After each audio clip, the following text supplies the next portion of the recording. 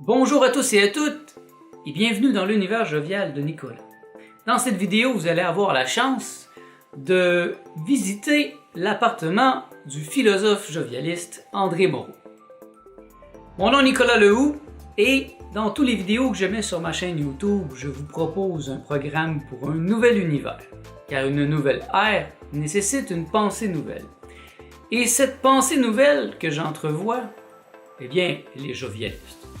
Force m'est d'avouer que je suis jovialiste dans l'âme parce que j'ai toujours été jovialiste et c'est quand j'ai rencontré la pensée du philosophe André Moreau que j'ai mieux compris dans quelle ligne je m'inscris philosophiquement.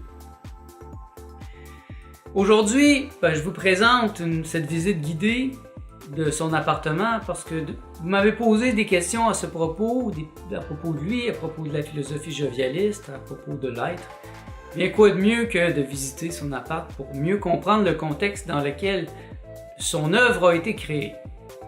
Et il s'est prêté au jeu avec plaisir, donc sans attendre, voici André Moreau et son appartement. Parle-nous un peu de ta bibliothèque, ça c'est quelque chose d'assez fascinant ici. Bien, ici on a la photo de Berkeley que j'ai fait prendre à Dublin, à Trinity College. Et puis, j'avais trouvé ça dans le journal. Je pense que c'était des recettes de cuisine de Californie. C'était marqué très Berkeley. Parce que la ville de Berkeley, en Californie, a été fondée. En tout cas, l'université de Berkeley a été fondée en l'honneur de Berkeley, un Néerlandais. Alors ici, on a ma bibliothèque philosophique principale. Il y en a beaucoup à travers la maison. Puis c'est classé par époque. J'ai des textes dont je suis assez fier. Par exemple, j'ai là les 900 thèses de Pic de la Mirandole. J'ai fait une conférence là-dessus il y a 2 semaines. Et puis là, ici, j'ai l'œuvre complète de Kierkegaard. J'ai beaucoup de livres d'Alain, le philosophe Alain, Émile Chartier. Puis, ces livres-là, je les ai ramassés tranquillement au cours des 50 dernières années, car il ne faut pas oublier que ma première bibliothèque, en 1970, je l'ai vendue au cégep de Montmorency pour pouvoir financer la publication de mes premiers livres. Alors, je me suis dit, je vends les livres des autres pour publier les miens. Ici, c'est le petit coin de Jackie. Alors, nous avons, c'est l'endroit où elle opère ses communications électroniques pour Facebook, Twitter. Et c'est à cause d'elle que je suis en contact avec des milliers de gens à travers le monde. En Afrique, en Europe, au Québec. Alors, c'est très agréable. Et comment t'as classé ça? Ici, c'est historique. Ça commence avec les Grecs et ça va jusqu'à notre époque ici. OK, fait que ça, c'est... Alors là, on a les présocratiques, Socrate, Platon, Aristote, Saint-Augustin, Plotin. Et puis là, en haut, le Moyen-Âge, puis la Renaissance, puis le 17e siècle, et ça continue. Et puis, de ce côté-là? Ah, c'est un méli-mélo. Alors, à cet endroit-là, c'est beau, on a, j'ai de l'ésotérisme ici. J'ai de l'hindouisme, des livres de référence, des livres d'histoire et de politique. Je me renseigne à peu près sur tout. Comme vous voyez, il y a beaucoup de plantes dans l'appartement. On aime les plantes. Et puis, ça, c'est le bar où on mange, de préférence à manger sur la table. Alors ici, ce bar-là, on a vu de toutes les couleurs. Je me rappelle encore d'un mardi de la poésie consacré à l'érotisme. Et la poétesse Frédéric Barlow était couchée ici, à moitié nue, et devant un parterre de 50 personnes, elle récitait son poème « Baise-moi ». Et derrière toi, ici, là, t'as 88 000, ça veut dire quoi, ça? Qu'est-ce que ça signifie? Ça, c'est le montant d'argent qu'il me faut pour faire des rééditions de mes œuvres qui sont épuisées et finir de publier les œuvres qui ne sont pas encore publiées en tout petit tirage. Hein? Quand on songe qu'aux États-Unis, ce montant-là ne suffirait pas à faire un tirage pour un livre. Moi, j'en ai une trentaine qui sont épuisés. Et également une trentaine qui n'ont jamais été publiées. Alors, c'est 60 livres, ça. D'ailleurs, ici, je pense que ta bibliothèque, c'est tes livres, ça, c'est ça? Oui, oui. Ben, on va aller voir ça. Alors ici, on a tous les livres. C'est ce qui est les éditions originales. Ma thèse postdoctorale. Mon encyclopédie des références philosophiques. Mon antipolitique. Le traité sur l'être en 3 volumes. Le traité sur l'eupraxia en 2 volumes. Alors, tous les livres sont là. Souvent, les éditions aussi, 2-3 éditions. Ici, ça, le petit coin bizarre. Alors, ici, j'avais découpé ça dans le journal. L'utopie gagne du terrain. Je me suis dit, c'est intéressant, ça. Il y a eu des philosophes utopistes, comme Fourier. Et deuxièmement, la rébellion a bien meilleur goût. Alors, je me suis dit ça aussi. Et j'ai dit, j'ai trouvé ça ici toujours plus nul. Jackie me demandait justement, tout à l'heure, ça veut dire quoi, ça? Bien, je dis, ça décrit la civilisation actuelle, qui est technique, matérialiste, arriviste, fatigué, et toujours plus nul. Je dis, c'est dans cette direction-là qu'on s'en va. Quand on aura atteint le fond du baril, on va remonter tranquillement, et c'est là que le jovialisme va triompher.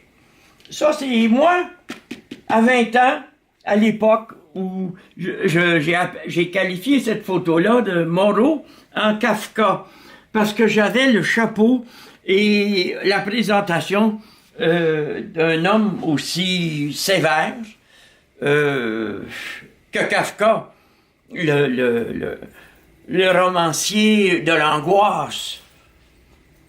Alors, moi, vous savez, je fais flèche de tout bois. Je fréquente aussi bien les écrivains de l'absurde, de l'angoisse, du néant. J'en tire quelque chose. Même, et c'est ce que j'appelle penser contre un auteur. Je pense contre lui, mais en même temps, il m'inspire. Alors, ici, on a mes compagnes. Ici, c'est Jackie. Il y a 25 ans, quand elle est arrivée auprès de moi. Ici, c'est Francine, qui est décédée il y a 6 ans. Ici, c'est André, ma secrétaire typographe, depuis 35 ans. Et ici, c'est Louise-Eva. Louise-Eva, qui est ma dernière compagne, très gentille et généreuse, et amie des autres. Hein.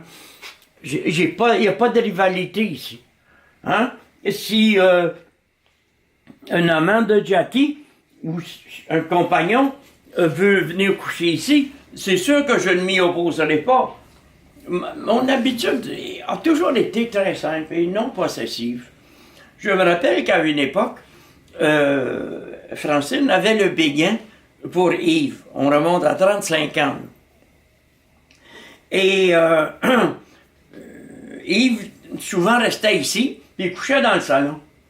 Puis moi, je couchais dans la chambre avec Francine. À un moment donné, j'ai dit à Francine, je pense que Yves aimerait ça, moi. Si je le laissais coucher dans la chambre avec toi, moi, je coucherais par terre dans le salon. Ah, tu penses que oui? Alors, j'avais dit à Yves, prends donc mon lit pour coucher dans le salon. Moi, c'était normal. Ça faisait plaisir à Francine. J'étais content. Et ça m'a valu d'avoir beaucoup de gens qui m'aimaient et qui me faisaient confiance. Parce qu'ils voyaient que j'étais pas possessif, compétitif ou réactif. En fait, c'est simple, hein? Je suis un jovialiste. C'est un petit peu la façon dont... Donc, qu'est-ce qu'a l'air la chambre du grand jovialiste? On va aller Tout voir ça. On est curieux. Alors, c'est une chambre très fonctionnelle. Comme vous voyez, encore pas mal de livres. Il y a même des caisses de livres. Je ne sais plus où les mettre, parce qu'il m'en faut toujours sous la main. La chose... Oui. En fait, ça, c'est les anciens livres. Là, c'est vraiment le livre qui est... C'est la Somme théologique des amants. C'est ce qui me reste. C'est la dernière édition du 4e tome de mon journal. Ah, et ça, c'est des titres... Ça, c'est les 5 livres de 200 pages chacun que je viens d'écrire. Ah, et ça fait partie de ce que tu m'as parlé tantôt, ou ça, c'est d'autres livres... Et c'est d'autres livres qui s'en viennent. Indépendants. Un foyer ardent de lumière... Ouais, c'est les livres non publiés encore. Oui. Tout frais. Oui, oui. Alors, ici, c'est un phénomène particulier. Tiens, je vais mettre à l'inverse pour avoir plus de lumière. Alors ici, c'est un... Okay. C'est mon hôtel des ancêtres. Alors, on voit mon buste. De chaque côté, ici en arrière, il y a les cendres de mes parents. Et ça, ici, les cendres de Francine. Alors, je vis en harmonie, moi, avec les personnes décédées que j'ai aimées. Je suis un immatérialiste. Hein. Il ne faut pas l'oublier. Pour moi, la mort n'est même pas importante. Parce que nous sommes des lumières pensantes. Mais... même si ces personnes-là ne sont plus physiquement auprès de moi, elles m'habitent, elles sont avec ma pensée, et moi, je vis dans la communion. Je fais une grosse différence entre les autres, qui représentent la société, et mes proches, qui représentent la communauté jovialiste. Alors, ici, bien... Quelques toiles données par des jovialistes, non? Oui, oui. Là, c'est un Jacques-Adrien Tremblay. Et ici, c'est une de mes compagnes qui est partie aujourd'hui, qui s'appelait Hélène, qui a fait cette toile-là. Ah, et dans cette bibliothèque, qu'est-ce que tu Ça, fais? c'est uniquement une bibliothèque littéraire. Bibliothèque de romans. Là, par exemple, ou littéraire. Alors ici, vous avez la correspondance complète de Voltaire. Wow. Ici, vous avez le journal complet d'Amiel. Alors, 18e siècle, 19e siècle, et ici, toutes les... voyons non.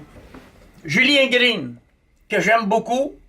Ici, c'est le journal de Virginia Woolf. Là, on est rendu au 20e siècle. Alors, ce sont des livres en littérature, des romans, du théâtre, de la poésie, des journaux, des biographies. Parmi les gens que j'aime le plus, bien, ici, on a James Joyce. Hein? On a James Joyce. J'aime aussi le romancier norvégien Knut Hamsun. Et le français, Louis-Ferdinand Céline. Et ici, ça, c'est ta mère. C'est ma mère, 90 ans. Elle a vécu jusqu'à 97 ans.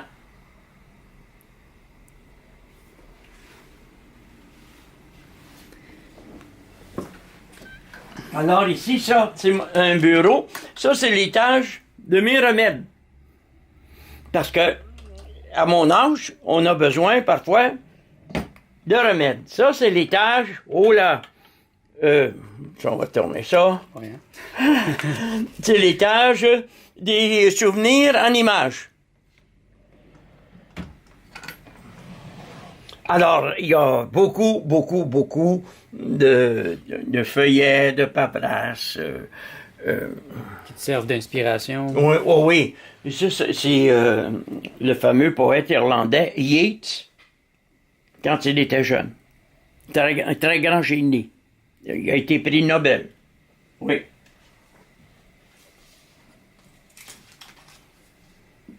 Il reste quelques livres dans le corridor, on sait, c'est quoi cette section-là? De littérature. Je m'intéresse à tout, hein.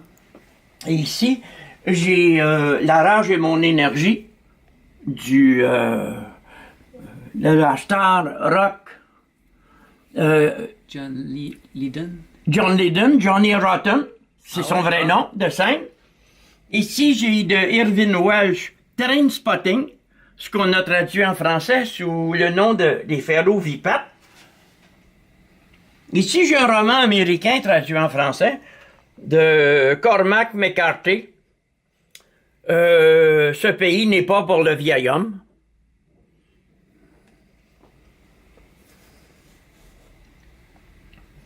Alors, il y a encore là beaucoup de biographies, des livres littéraires. Et là, ici, ça, c'est ta table de travail? C'est là c'est là que tu écris ton journal? Oui, c'est surtout là que j'écris à la main. Alors, voilà, c'est un vieux cartable. Et voilà des pages de mon journal. 17 février, aujourd'hui. Oui. Je vais parfois trouver des citations dans des auteurs fort éloignés. Regardez ici cette citation. Il y en a qui demandent le droit au travail. Moi, je demande le droit au repos. Louis Desnoyers, auteur des Mésaventures de Jean-Paul Chopard, tiré du Grand Dictionnaire universel du 19e siècle. J'ai même le tome et la page. Alors, je vis dans la communauté des écrivains comme si c'était des membres de ma famille.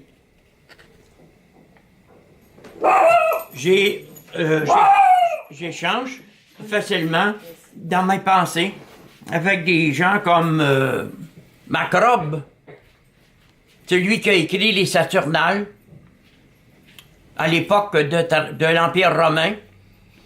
Balzac. J'ai rencontré Balzac en rêve, c'est étonnant, c'est fantastique. James Joyce. J'aime beaucoup Maupassant. C'est sa vie que j'aime. Je le trouve enviable quand il fait des voyages sur l'eau à bord de son yacht, le Bel Ami. Et il a un pilote et puis un cuisinier. C'est le rêve de tout écrivain, écrire sur l'eau. Alors, je suis toujours... ici, j'ai toujours des textes que je trouve. Ici, c'est très important, ça. On sait que j'ai une épistémologie immatérialiste. Et voilà qu'on parle d'économie immatérielle. Quand le futile prend le pas sur l'utile, l'entreprise traditionnelle s'évapore et le travail polyactif apparaît. Alors, je m'informe. Je suis au courant de la politique, de l'économie. Bien évidemment, je n'ai pas de pouvoir et je ne cherche pas à en obtenir. Je n'ai pas d'argent et je ne cherche pas à en faire parce que c'est fatigant.